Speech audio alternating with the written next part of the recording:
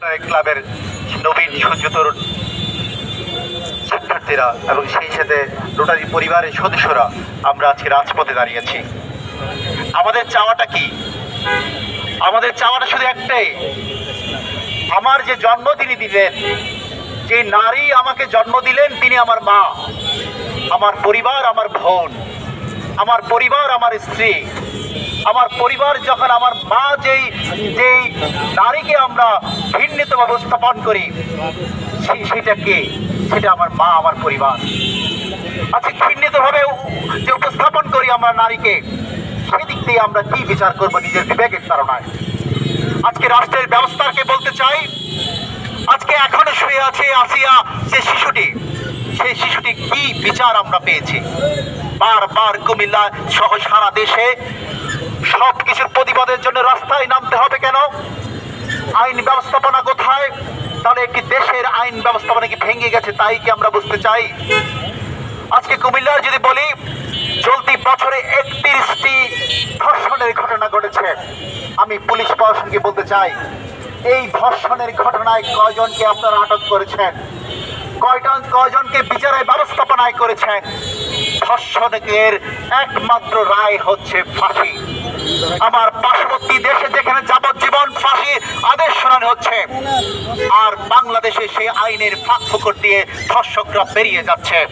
তার জন্য প্রতিনিয়ত কিন্তু প্রতি সেকেন্ডে ধর্ষণের ঘটনা ঘটছে। কুমিল্লা চলতি বছরে 31টি ঘটনার এখনো বিচার হয়নি, এখন পর্যন্ত কেউ গ্রেপ্তার হলো না।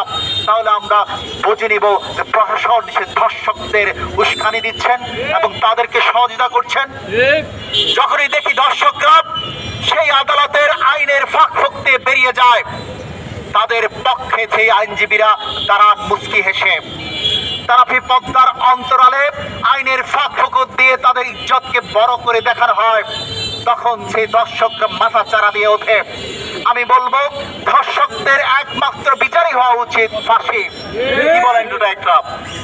আমরা এই কুমিল্লা থেকে বলতে চাই, এই ছোট্ট পরিসর হলো কুমিল্লার রাজপথ থেকে আমরা আগাম ঘোষণা দিতে চাই, অবিলম্বে ধর্ষকদের ফাঁসি ঘোষণা করতে হবে। এই বিচার ব্যবস্থাকে ধর্ষকের ফাঁসির রায় নিশ্চিত করতে হবে। আমার মায়ের মর্যাদা যদি আমার মাথার উপরে না থাকে, তাহলে আমি কিসের সন্তান? আমার পরিবারের ইজ্জত যদি আমার মাথার উপরে না থাকে, তাহলে সেই পরিবারের সন্তান হিসেবে আমি কিভাবে চলতে পারি সমাজে? ধিক্কার জানাই সেই সমাজকে, যে সমাজ ব্যবস্থায় আমি আমার পরিবারকে নিয়ে চলতে পারি না, আমি আমার বোনের নিরাপত্তা দিতে পারি না, আমি আমার শিশুটির নিরাপত্তা দিতে পারি না। আজকে যারা ধর্ষিত হচ্ছে তাদের বিচার চাওয়ার জন্যে রাজপথে আমাকে কেন বিচার চাইতে হবে?